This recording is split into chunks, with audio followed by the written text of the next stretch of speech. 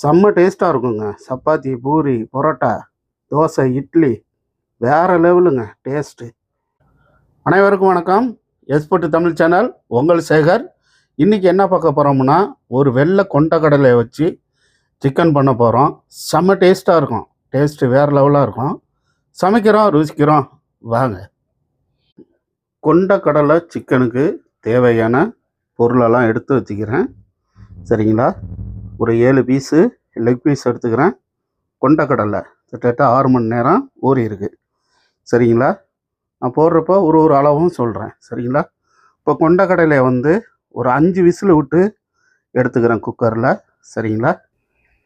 குக்கரில் போட்டுக்கிறோம். நல்லா முழுகிற மாதிரி தண்ணி ஊற்றிக்கிறோம். இல்லை, முழுகிற மாதிரி தண்ணி ஊற்றிங்க.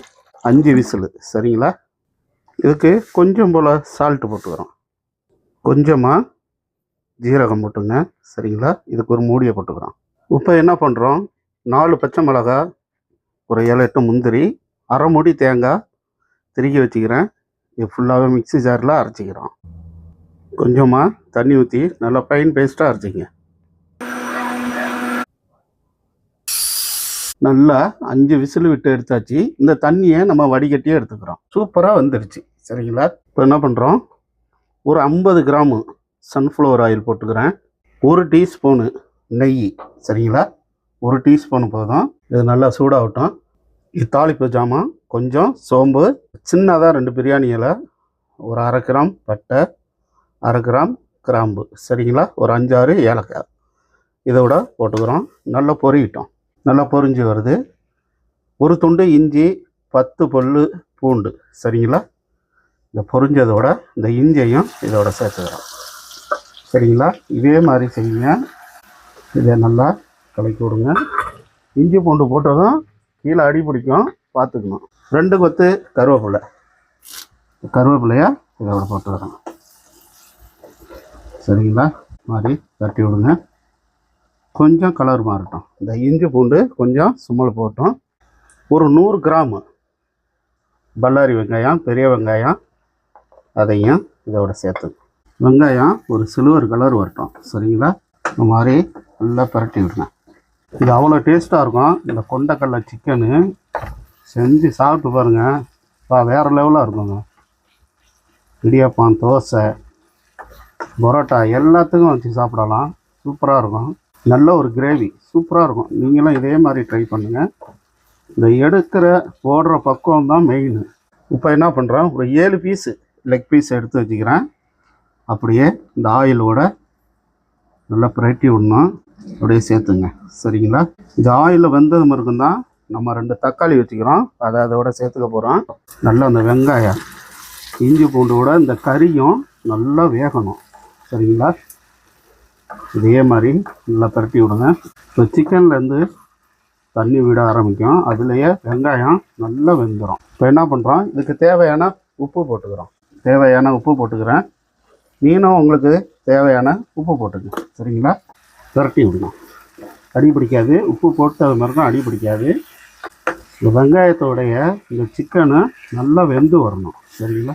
இப்போ என்ன பண்ணுறோம், நல்லா சிக்கன் வந்துடுச்சு. ஒரு 1/4 டீஸ்பூனு மஞ்சள் போட்டுங்க. ரொம்ப போட வேண்டாம். 1 டீஸ்பூனு மல்லித்தூள். சரிங்களா? ஒரு 1/2 டீஸ்பூனு மிளகாத்தூள். சரிங்களா? கொஞ்சம் போல் கரம் மசாலா. இதை நல்லா பிரட்டி விடணும். இதை நல்லா ஆயிலே இந்த சிக்கனோட நல்லா பிரட்டி விடுங்க. 2 தக்காளி, ஒரு மீடியம் சைஸ் தக்காளியாக வெட்டி வச்சுக்கிறேன். இந்த மசாலாவோட அதை ஊற்றிக்கிறேன். நல்லா மிக்சியில் அரைச்சி வச்சுக்கிறேன். இந்த தக்காளியை இதோட சேர்த்துங்க. தக்காளியை நல்லா பிரட்டி விடுங்க. தீயை மீடியமாக வச்சிங்க, ஹை ஃப்ளேமில் வச்சிடாதீங்க, அடி பிடிக்கும்.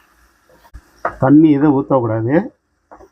ஆமாம், தண்ணி இல்லாமல் தான் இந்த கிரேவி நம்ம செய்யணும். சிக்கனு ஆல்ரெடி அந்த ஆயிலே நல்லா வெந்துடுச்சு. சரிங்களா? இப்போ என்ன பண்ணுறோம், இதுக்கு ஒரு மூடியை போடுறோம். மீடியமாக வச்சு ஒரு 5 நிமிஷம் மூடி போட்டு வேக விடுங்க. நல்லா கொதிச்சு வருது. நம்ம அவிச்ச கொண்டக்கடலையை இதோட சேர்த்துக்கிறோம். இந்த கொண்டக்கடலையும் அப்படியே இந்த மசாலாவோட நல்லா வேகட்டும். செம்ம சூப்பராக இருக்குங்க. இதே மாதிரி ஒரு நடை வச்சு செஞ்சு பாருங்கள். இப்போ நம்ம தேங்காய், முந்திரி, பச்சை மிளகாய் அதை இதோட அப்படியே சேர்த்துக்கிறோம். சரிங்களா? இந்த ஜாரையும் லைட்டாக தண்ணி ஊற்றி இதோட சேர்த்துங்க. சரிங்களா? அவ்வளோதாங்க. பரட்டி விடுங்க. இப்போது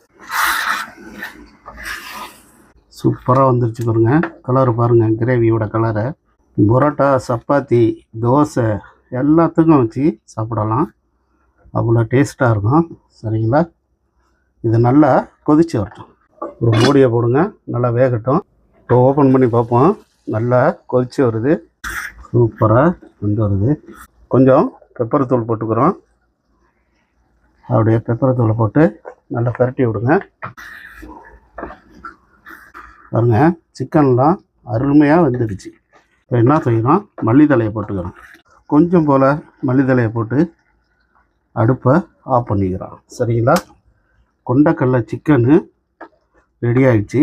சரிங்களா? செம்ம டேஸ்ட்டாக இருக்கும். நான் இப்போ ஒரு பாத்திரத்துக்கு மாற்றி உங்களுக்கு காட்டுறேன். சரிங்களா?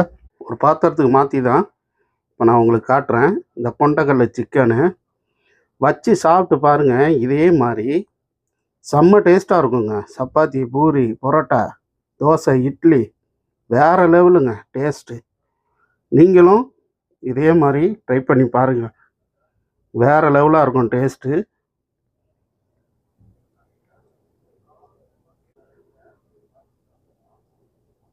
நீங்களும் இதே மாதிரி இந்த வெள்ளை கொண்டக்கடலை வச்சு இந்த ரெசிபியை நீங்களும் செஞ்சு பாருங்கள். வேறு லெவலு, வேறு டேஸ்ட்டாக இருக்கும். செம்ம டேஸ்ட்டாக இருக்கும். ஒரு டிஃப்ரெண்ட்டாக சாப்பிட்ட மாதிரியும் இருக்கும். எஸ் ஃபுட் சேனலுக்கு சப்ஸ்கிரைப் பண்ணுங்கள், லைக் பண்ணுங்கள், கமெண்ட் பண்ணுங்கள். Okay bye. உங்கள் சேகர்.